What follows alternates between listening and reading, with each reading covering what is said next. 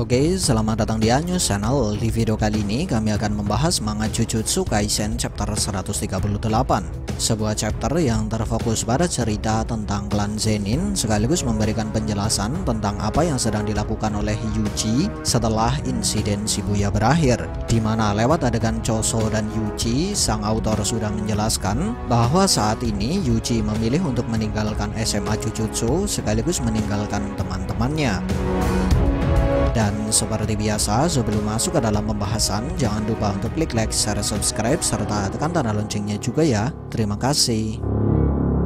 Kemudian langsung saja, berikut ini adalah pembahasan manga Jujutsu Kaisen chapter 138 yang sudah kami rangkum ke dalam beberapa hal menarik. Hal menarik pertama, pengenalan beberapa karakter baru, dan setidaknya itulah poin utama dari cerita yang terdapat di bagian awal, di mana lewat bagian ini Gege Akutami sudah memperkenalkan 3 karakter baru. Pertama ada Naoya Zenin, kedua Shinichi Zenin, lalu yang ketiga adalah Ogi Zenin. Dan menurut informasi yang sudah diberikan oleh sang autor, ketiga karakter ini merupakan penyihir Jujutsu tingkat 1 spesial.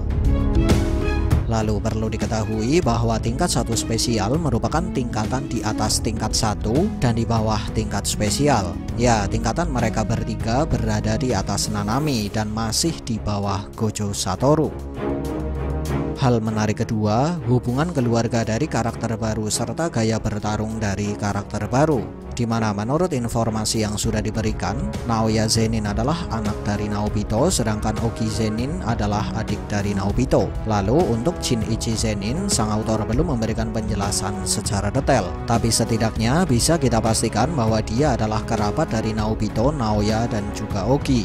Sedangkan untuk gaya bertarung bisa kita lihat dengan jelas bahwa mereka bertiga memiliki gaya bertarung yang sangat berbeda.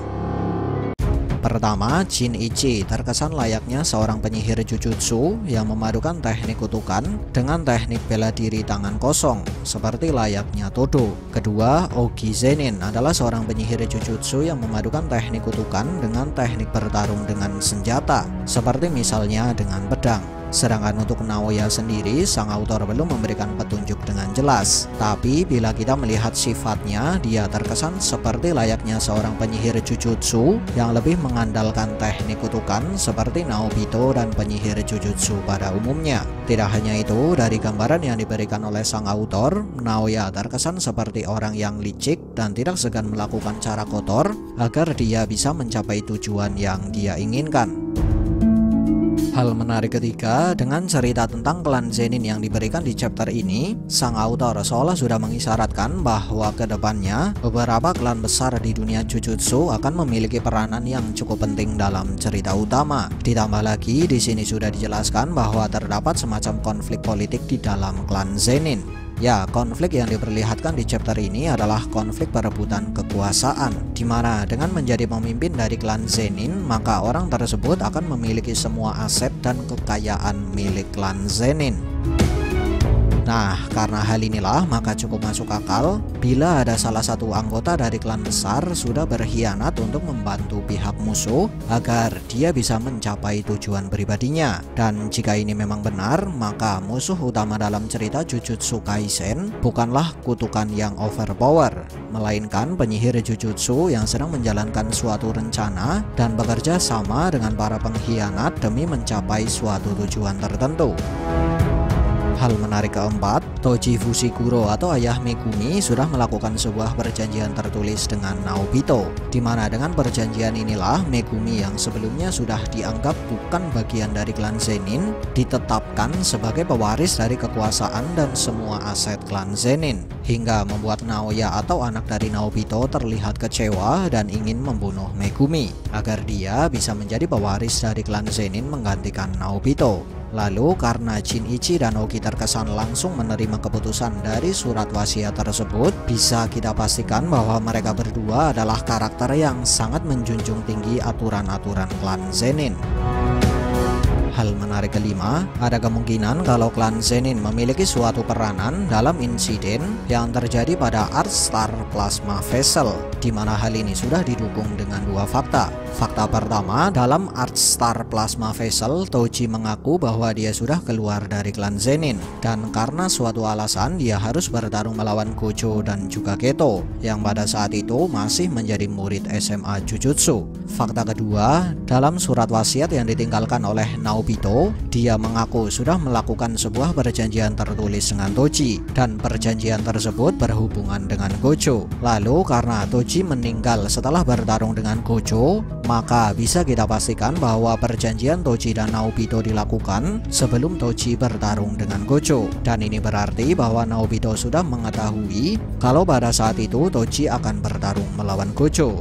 Tapi sayangnya sama sekali belum dijelaskan peranan seperti apakah yang dimiliki oleh klan Zenin dalam insiden tersebut. Hal menarik keenam, ada banyak fans Jujutsu Kaisen menganggap kalau sebagian cerita tentang klan Zenin yang terdapat di chapter ini terinspirasi dari sebuah novel klasik berjudul Inugami Clan. Dan novel ini sudah diadaptasikan ke dalam sebuah live action pada tahun 1976, di mana para fans menganggap kalau cerita di chapter ini terinspirasi dari novel klasik tersebut karena memang terdapat beberapa kemiripan. Pertama, nama notaris dari klan Zenin memiliki nama yang sama, yaitu Furudate. Kedua, penampilan dari notaris pembaca surat wasiat digambarkan mirip dan memiliki beberapa ciri fisik yang serupa. Ketiga, isi dari surat wasiat yang ditinggalkan oleh pemimpin klan sama-sama sudah menunjuk pewaris yang seharusnya sudah tidak dianggap oleh klan yang bersangkutan.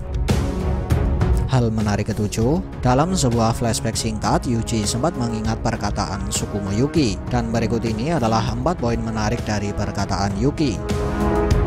Pertama, Tsukumo Yuki mengaku bahwa dia merasa bertanggung jawab atas apa yang terjadi dalam insiden Shibuya karena dia tidak bergerak dengan cepat, dan ini berarti bahwa Yuki sebenarnya sudah mengetahui atau paling tidak sudah menyadari sesuatu tentang insiden Shibuya sebelum insiden tersebut terjadi. Kedua, ada kemungkinan kalau Tsukumo Yuki akan kembali menghilang dari cerita untuk sementara waktu karena dia sempat mengaku kalau dia harus mengawasi semua hal yang sedang terjadi, termasuk beberapa hal kecil yang saat ini sedang terjadi di dunia Jujutsu. Dan sepertinya hal ini dia lakukan agar dia dapat melakukan sebuah pencegahan sebelum sesuatu yang besar kembali terjadi. Poin ketiga, tujuan utama Yuki masih belum berubah, yaitu ingin meniadakan semua kutukan di dunia Jujutsu dengan cara mencegah terlahirnya kutukan baru. Karena itulah dia memilih untuk tidak memihak siapapun dan berkata, "Aku tidak selalu berada di pihakmu," kepada Yuji. Dan ini berarti bahwa di masa depan dia bisa muncul sebagai lawan ataupun kawan tergantung dari apa yang akan dilakukan oleh Yuji. Keempat, Tsukumo Yuki mengaku bahwa dia memiliki niatan untuk menghadapi atau memiliki niatan untuk memusuhi Master Tengen. Lalu mengingat tujuan Yuki yang ingin meniadakan seluruh kutukan dan mencegah terlahirnya kutukan baru, maka cukup masuk akal bila ada yang beropini bahwa terlahirnya kutukan baru tidak terlepas dari peran Master Tengen. Hal menarik ke-8, menurut Choso, luka di tubuh Yuji bisa pulih dengan cepat berkat kekuatan Sukuna. Tidak hanya itu, Choso juga sempat mengatakan kalau kekuatan miliknya masih terus berkembang. Tapi kami sendiri belum bisa memastikan kekuatan siapakah yang dimaksud di sini. Entah itu kekuatan Sukuna ataupun kekuatan Yuji. Kalaupun itu kekuatan Yuji, maka bisa kita katakan bahwa kekuatan Sukuna mulai mengalir ke tubuh Yuji. Hal menarik ke-9, lewat percakapan singkat Yuji dan Choso, sang autor sudah menjelaskan tentang tujuan Choso sekaligus 3 alasan mengapa Yuji meninggalkan SMA Jujutsu dan meninggalkan semua teman-temannya, di mana tujuan yang dimiliki oleh Choso untuk saat ini adalah mengumpulkan seluruh adiknya yang tersisa, seperti misalnya Soso dan yang lain. Sedangkan 3 alasan Yuji meninggalkan SMA Jujutsu adalah sebagai berikut. Alasan pertama, karena Yuji ingin membunuh kutukan yang berkeliaran sebanyak mungkin. Alasan kedua, karena Yuji sudah menyadari bahwa Sukuna memiliki sebuah rencana yang berhubungan dengan Fushiguro. Karena itulah dia lebih memilih untuk menjauh dari Fushiguro. Alasan ketiga, karena saat Sukuna mengendalikan tubuhnya dalam insiden Shibuya, Sukuna sudah membunuh banyak sekali warga sipil. Dan Yuji ingin mencegah terjadinya hal serupa. Karena itulah dia lebih memilih untuk tetap tinggal di dalam kota yang dipenuhi dengan kutukan.